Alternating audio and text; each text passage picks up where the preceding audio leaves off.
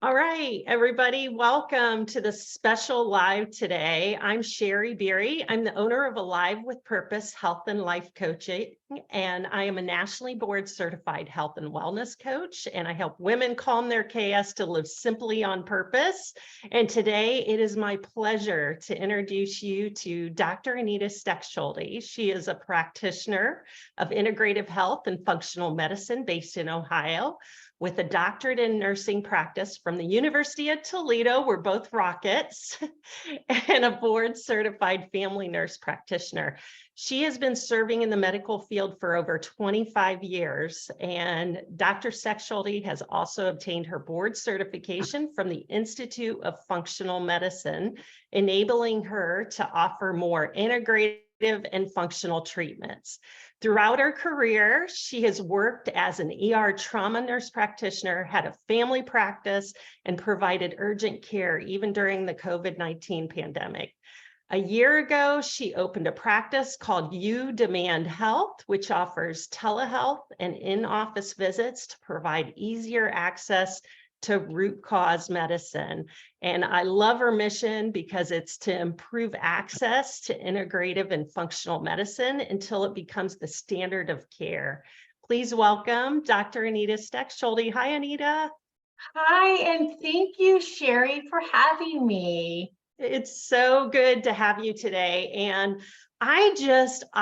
you and I had a chance to talk about a month ago, and I saw, an ad come across Facebook, or saw you opening your practice there in Ottawa, Ohio, where that is originally kind of around my hometown. And I was so interested. I'm in Pensacola, Florida, and I'm a health coach, and I work with women virtually all over the world. And when you came into my radar, I was like, oh my gosh, I have people who really need root cause medicine, who I see the benefit in this. And you and I were talking about your story and how you got into functional medicine. And I would love for you to share your story of you and your son and how you came about to where you are. So my journey began 20 years ago, and there was no such thing as called root cause medicine or functional medicine. It was just forming. The IFM hadn't even formed at that point. And so 20 years ago, I had a 6-year-old son who was just covered head to toe with eczema, had severe allergies. He was on eye steroids, inhaled steroids. He also had his albuterol inhaler. He had topical steroids. He would take oral steroids. This is all at one time, on top of his Zyrtec. And then we would have to give him Benadryl if he was going to go outside. And then it got to the point where certain foods would just trigger all of this. So it was just dwindling down, and he was starting to lose weight. And I went to the family doctor once again at that time, and he was running a fever and he had bronchitis again. And they're just like, hey, there's just nothing else we can do. They had him on everything. And I said, man, there's just got to be a better way. And that's one of my mantras, is there's a better way to health. I just know it. And so we had brought him to our church, and we prayed for healing, because I know there's a better way. And within a couple of weeks, now you got to realize I was very much an ER nurse at the time, very much into the mentality of medicine. And I didn't even believe in chiropractors at the time. I didn't do supplements. I mean, we got our vitamins from our food. And so, and my family knew this. And so when I prayed for that healing, someone came into my life within a week, and they said, Anita, I know that you're not really open to this, but I just feel like I need to share this with you. And I said, well, I'm open to anything at this point. And I shared my story, what was going to happen. I said, I don't know how this is going to happen, but I know my son's going to be healed. So they told me to listen to somebody that had, and we didn't have podcasts back then, but somebody was doing a little live segment on channel 44. So I listened to him, and the first call in, the mom who called in had a son just like mine. And I said, well, and this is the first time I'd ever heard of this. And so I said, whatever he says, I'm going to do it. So I did that. we went through what now is called an elimination diet. We did an anti-yeast and we did the whole protocol. And I had to go to my family practice provider and beg for certain things to help him. And they said, this is not how we heal asthma. And I said, well, I'm not here to heal asthma. I'm here to heal leaky gut. And so we found out, he had leaky intestines. And this was just, he went from a very healthy child to now being very sickly. And so I figured if we healed that leaky gut, then we're going to heal the problem, right? Well, we did that. And within 2 months, he was off all his medications, everything. He slowly started gaining weight. He is now 27. And so with that, I just knew whatever that was, that's what I wanted to do. And so I went on my journey and I applied for an ND school, which is a naturopathic doctor. And so I had applied out to Arizona and was getting ready to start because they said, hey, the only way you can get in here is like an MD school, but you need to have your bachelor's. And so I said, I'm going to get my bachelor's in nursing because I'm already, a nurse. And so I did that. But my last semester, when I was ready to go launch over to Arizona, we had some family illnesses, and I know that I'm here to be a nurse for my family, number one. So I ended up going back to school and got my master's in nursing. And I thought, I might as well be a nurse practitioner and learn a little bit more. So that's how I did that. And so when I had another 4 years of that and got out that first year, it was, it was a lot. And at that point, I'm done. I'm 12 years into school, and I'm like, I can't anymore. I'm not going to go get my ND. I really had to give up my dream because I thought, I'm just going to open a family practice. They had offered me a family practice. So I'm going to keep people out of the ER. I'm going to do the best I can. And I actually had become a little sad because I really thought this whole time I was going to get to do what, was real healing. And I thought, that's okay. I got to accept where I'm at. So I did. And I got a scholarship to go back and get my doctorate. So I did that and studied opiate use disorder. And I started seeing a lot of 20-year-olds in my practice. And they were having anxiety, depression, and, fatigue. But the thing is, they would come in over and over again.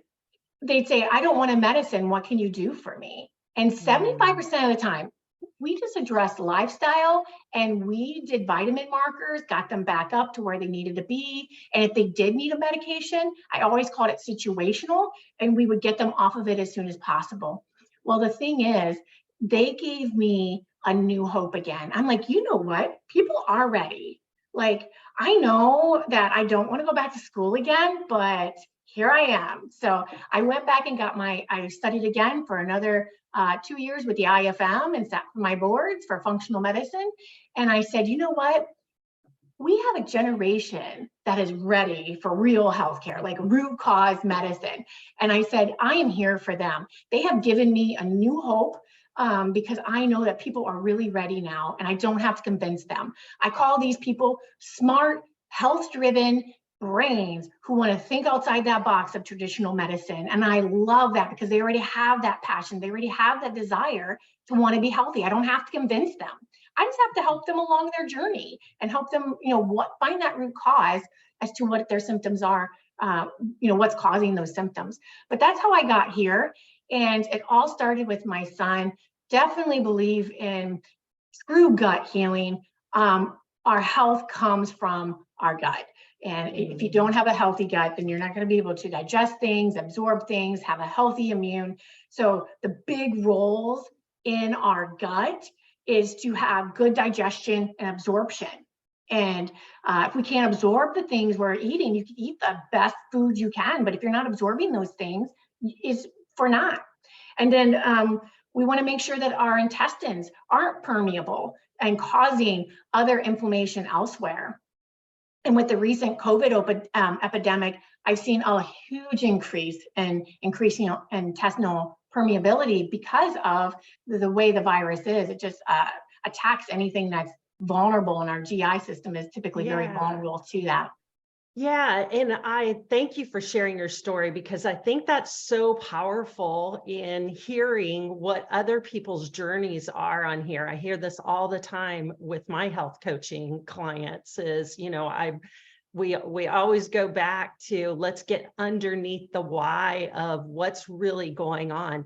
I wanted to ask you real quick is like you mentioned, COVID-19 and how that really affected the gut.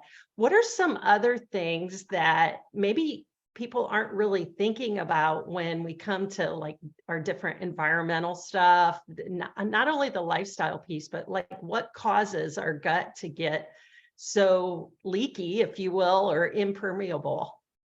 So we do have some things that we know help or would cause or set us up Hmm. for having increased intestinal permeability.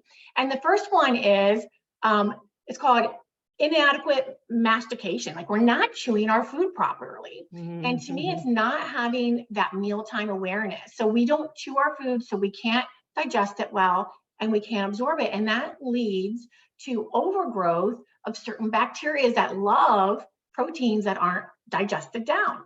And with that, we tend to get SIBO and these small intestinal bowel overgrowths or just overgrowth in general. And with that, then we start getting a lower stomach acid, and then we get the gastric reflux.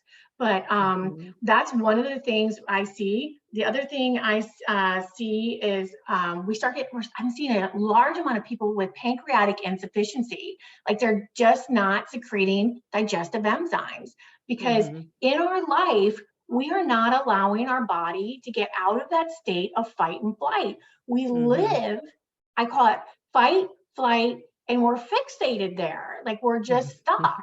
And so we Yeah. have to really make an effort anymore. I think our bodies are fearfully and wonderfully made, and they are just telling us something. So if our gut is telling us something, it's nothing wrong with us. It is something Hmm. wrong in this environment that we're in. So I Hmm. look at three things. The first thing is antecedents. I know that's a big word, but it's like, what are those things that come before you? Like maybe it's family genetics. If you have a family genetic predisposition to a lot of these things, you're kind of already set up for that, right? And so then there's usually a triggering event. So like COVID happens, or some big stressful event, or you have some type of trauma in your life. And that all of that leads to a stress on your intestines. And so then you get increased intestinal permeability. But even that, you require one more thing, and that is called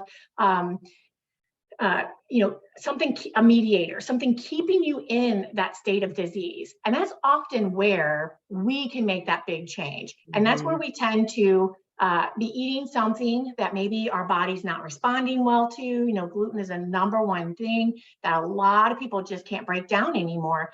And it's not that there's something wrong with our body, it's these foreign substances. Our body's reacting to things that it does not see as normal. And I mean, it's just foreign substances. Yeah. They have been so genetically modified.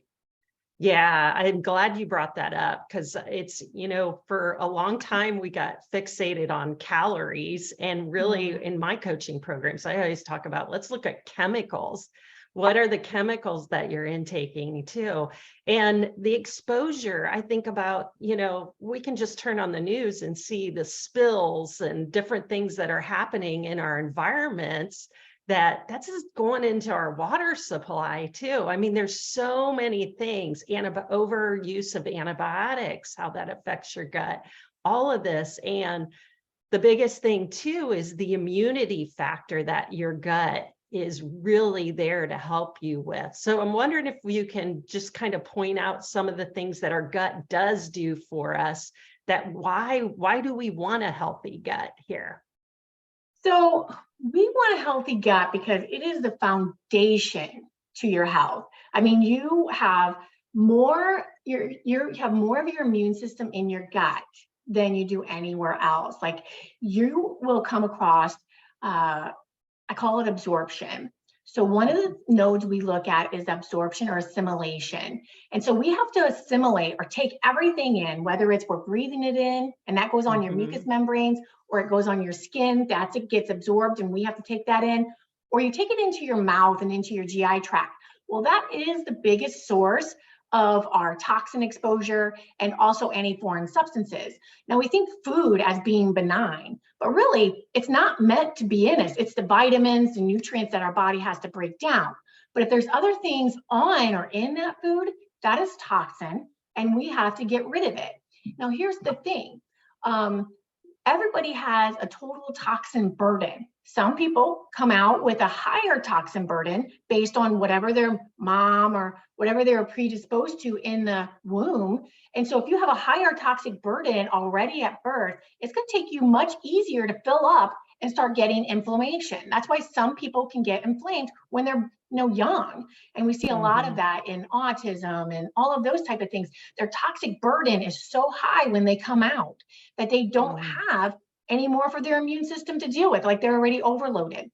And so you were talking about calories and weight, and I just know that one of the things that leads to weight loss resistance or just any chronic illness in general is inflammation. We just have to find that source of inflammation, but often, more than not, that inflammation starts in the gut. And if you can just heal or start changing some of the things you do with your diet, that has profound effects on your health. Yeah. And this is where I think we connect so well, is like that source of inflammation comes from processed foods. It comes from our added sugar in our diet. And the thing that you pointed out before is that stress, the stress in our lives. I know for me, I wasn't giving it enough credit when I began my journey, 5 years ago. It was like, I wasn't even looking at, I was so in the weeds of what was going on in my life. I wasn't paying attention. And I love what you brought back before is like slowing down, being very mindful in our eating, and really thinking, not just thinking, but like slowing down in the sense of just becoming more aware. And I love that you brought that up. And foods, not only to avoid, but the good foods that come with it. And what other lifestyle influences, like when we talk about exercise, can we exercise enough? Can we exercise too much? Well, I guess let's hit on that one first, because I think that one comes up a lot. We think we have to be in the gym, and that misconception sometimes.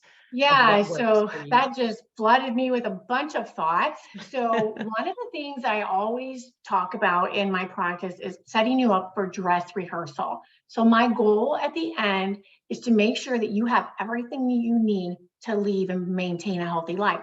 And it's your diet. What in your diet is maybe you need to remove or replace. And then relationships, making sure we have nice, strong, healthy relationships.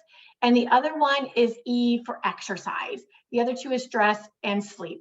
But exercise is very important. But here's the thing. We have been inundated in this society with weight. And we think that it's pretty much just, and I have been told this by healthcare providers, saying it's a matter of calories in and calories out. Like, it's that simple. Well, if it was that simple, then I think pretty much everybody in America would not be overweight. It's not that simple. There's a lot of hormones involved. And so the thing is, if we start deprivating ourselves or depleting ourselves beyond that basal metabolic rate, our body you'll lose weight because it's been set up here, and all of a sudden decreased it down to here. It gets really smart. And you aren't going to trick your body for too long. You do it about 8 to 12 weeks, you'll lose some good weight. And then your body says, whoa, I can't keep that up. And so it goes into this hypometabolic state. You actually slowed your metabolism down now to whatever calorie intake you were taking in. So if it was 18, or most people do it really drastically, 1,200 calories. Well, if you ever go, down to that, your body's it's going to go down. Now it's going to set at 1,200. So then you stop losing weight and you get frustrated. So you go back to eating the way you were. Well, you were eating, let's say 2,000 calories. Well, now you're going to start gaining weight, and it's going to be even beyond that because your body says, I really need to hold on to this, because when you set it into that hypometabolic state, it now will make you feel more hungry because it says, I need to eat. I need to eat all the time. So then you never feel satisfied. So these hormones are ghrelin and leptin, and they run right along with your insulin. And so these are hormones. It's very difficult to change them, but we can. But when we start to exercise on top of that, so let's say we're depleting our calories, and now we're trying to burn off more. And then it comes to this point where you're like, now I got to work more. I got to work more. At that point, your body is going to be inflamed, and you are actually going to be doing more harm than you will be doing good. And that's where people end up feeling much worse. And you can cause a lot of cellular damage if you don't get yourself out of that state. And so one of the things I always try to do when we reset that metabolism to lose weight is you have to find that source of inflammation. And if it is hormones, then we need to reset them. And it's not just our sex hormones, it's insulin, leptin, and ghrelin too. And so it's resetting that metabolism so your cells start to get back on fire. So they get rebooted again. Then you can start exercising. But if you don't have if your mitochondria or your powerhouses of your cell are asleep, you can try to exercise all you want. You're probably going to be causing more harm than you will be doing good. Yeah, I'm so glad you explained it that way, because it is one of those things where we get in that mindset. I mean, we've been, socially beat over our heads that we have to deprive ourselves, and that's just the wrong way to go about this, or that we can take a gummy and lose weight. Like those things don't work for lasting change and for long-term good health. In that, I'm so glad you explained it that way and really added that. The one thing, just kind of coming onto this is, and you said it earlier, and I think this is a misconception out there, that genetically, if we are set up a certain way, we have no control of like what our genes are, in the sense of like, my dad died of heart disease or my mom died of cancer, and that's just the way it is. I had, somebody in their family had Alzheimer's. It's like, this is just what I'm on the path to do. And I wonder if you want to speak into that a little bit, because I think that's something that can be some people who walk around thinking, well, this is just what I get, and I don't have any control over it. Yeah, and I hear that same thing too, Shari. And I want you to know that you do have control over your health. You are not your genes, and you are not your environment. Those are circumstances that you can change. Now, here's why I say that. Now, you can't change that I'm a female, that I am who I am. There's my genetics. This is how I came out. But we have this thing called epigenetics, and that's where we get those traits that are handed down. And the way I think about epigenetics, or those traits that might happen to me, is like, if I had a computer and I just bought my computer and I know Word is on there, but I go to click on Word and it's grayed out. I can't actually use the Word until I go and buy it. Once I buy it or purchase it, then it becomes active, and then I can start using it all I want to make all the Word documents I want. Well, that is epigenetics. So even though we have that trait, it has to be triggered. So there's a triggering event that has to happen. And just because you have that genetic SNP, that is where I think functional medicine really shines, because then if I know you are genetically predisposed to something, then let's make sure you're getting enough of something, or we're getting rid of something that we already know your family's set up. So I know cancers run in family because either you have a genetic SNP that you can't detox from something, or maybe you come across a toxin in your family because you live in a family, so you're all been exposed. So maybe you can't get rid of that particular toxin.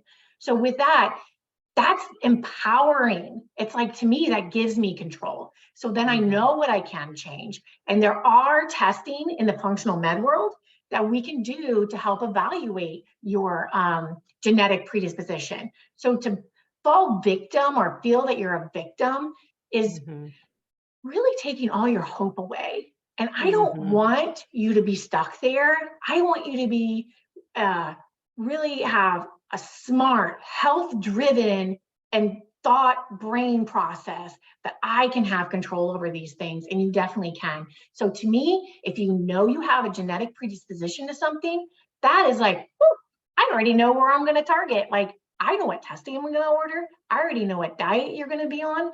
And we know how to prevent that. I call that my cliff of disease. So here, we're very early on, we're having maybe some little bit of symptoms, or maybe we don't even know we're having them because we're ignoring them. And then we go to our family provider and they say, hey, I know you have a genetic predisposition to cardiovascular disease. Let's just keep watching your lipids until they, fall off the cliff. So, hey, well, they're not bad enough yet for this medication. And then finally, you get to the end of the cliff. It's like, oh, okay, well, now you're bad enough. We'll get you on some statin medication. And then finally you fall off the cliff and you have this stroke or your heart attack. And some people fall pretty far off this cliff. And so we go to pick them up. And, I worked trauma for many years. You can't, first of all, you can't save everybody, but you do the best you can with what with what the state they're in. And sometimes you have to amputate something. Sometimes you can fully restore that body process. And sometimes there's some residual damage. So it really depends on how that person, how far they've fallen, and how those disease processes have been going on. And so I really feel like if we can catch things early, that is where integrative and functional med really shines, because I think it's empowering to know that our family is set up for something. And so we know what triggers to go, like I can be more active or proactive instead of reactive. I'd rather be on the offense than on the defense. Yeah. I love that, how you said that, because it is this functional medicine is really the prevention model. And I think a lot of, physicians, nurse practitioners, providers get into medicine thinking, we really want to prevent these things, but they're in the cog of the system that is insurance driven and disease driven. And this is where we as a society need to change our mindset of there are things that we can do. We can't sit back and let someone give us a pill or think that, we're so far gone that all we get to do is go to the doctor's office in our older years. And that's just not true. There's a lot of things that can be reversed to it. So I love what you're saying is the prevention model is really focusing on food choices, exercise habits, your stress level, and getting curious about what's going on in your gut, in your body, looking at those markers, epigenetics. It's all whole body medicine. And that's what's so great. So I really want to thank you for coming on today. And I want to ask you just real quick, how can people reach out if they want to learn more about you? And you're in Ohio, so let us know. I know you're on You Demand Health is the website, but tell us more. Yeah, so You Demand Health came about because of my 20-year-olds. So they were demanding health. And so that's how You Demand came about. It's you, as in the letter U, demand health. And so you can go on to my webpage, www.demandhealth.com. And you can sign up for a free heal.me 15-minute consultation if you want to learn more about me. But you can also scroll through some of the things that we offer. We offer a lot of functional med testing, and I try to have some sample testing up there. And you can always call our office at 419-615-7157 and schedule a consultation. So our first visit is it's 1 hour, and it does include a complimentary comprehensive functional med assessment, so we can really know where your body is telling me to target that very first visit. And so I call it my rescue. So you're coming in, I have to go back to my ER, right? So I love it. Rescue. I'm going to assess and assist you. So I'm going to find out how I best can assess your situation and how I can best assist you. And sometimes I have to give you something right away. It might be a medicine, it might be a supplement, but it's just that's really kind of a band-aid. Like, I feel some people are just suffering so much that's how I first began. But you can also reach out to me on Facebook. We have a You Demand Health forum that you can always join our community there. That's open and to everybody who's wanting to learn more. I love it. Well, it's so good. We'll go ahead and tag and put those all in the recording here when it posts and stuff below. And so if you have any questions, feel free to reach out to Dr. Stechschulte or myself. I run Alive with Purpose Health and Life Coaching. And I have, I love how having this conversation of back and forth of like how we can come together to work together to help people who want to take those steps. And, I really enjoyed our conversation. So I appreciate your time and I look forward to more conversations together. Yeah, and thank you for all you do for us. I mean, we need health coaches like you. And so I appreciate you being there for all our people to really encourage them, because we ask them to do these hard things in life. And it is not a weakness to have a health coach. Like, we are human and we are in this together. So thank you for your work, Shari. Oh, thank you. I really appreciate that. Yeah, it is. It's a team sport. It is a team sport. And I'm tired of the silos. And so building these communities is exactly what we need to empower, educate, and motivate our people, ourselves. Just, you guys give me such an energy. Every time I get to talk to anybody who just loves functional medicine, it's just this two-way street. It gives me energy to go out and help more people. So I love it. Yeah, and maybe one more thing we can add here is if you're not in Ohio, do we want to refer people to the Institute of Functional Medicine website to find a provider? So go to the IFM, find a practitioner. So it's the Institute of Functional Med. If you want to find a true practitioner who understands integrative and functional medicine, you want to find an IFM CP, which is an Institute of Functional Med certified practitioner. And so it's a very intense course. We have to sit for our board certifications, and it is the same institute that's up at our Cleveland Clinic. So there's up in the Cleveland Clinic here in Ohio, we have the Functional Institute. And so all of those are our teachers. And so that is where we went through. But instead of practicing at the functional or at the Cleveland Clinic, I decided to come out to my people. I love it. But with that, you look for an IFM CP. So go onto that website, and there's a little tab on there, find a practitioner. You just can go all over the nation, actually the world. We are everywhere. And so you can find a practitioner anywhere in the world who is IFM certified.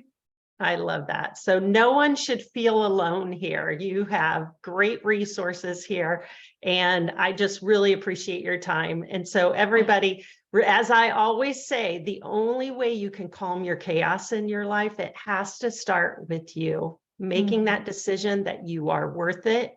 You're worth the investment of your time, your energy, and your financial commitment of taking care of yourself so that you prevent these things that are further down the road in your path. So, all right, take care, everybody. Thank you. Thank you.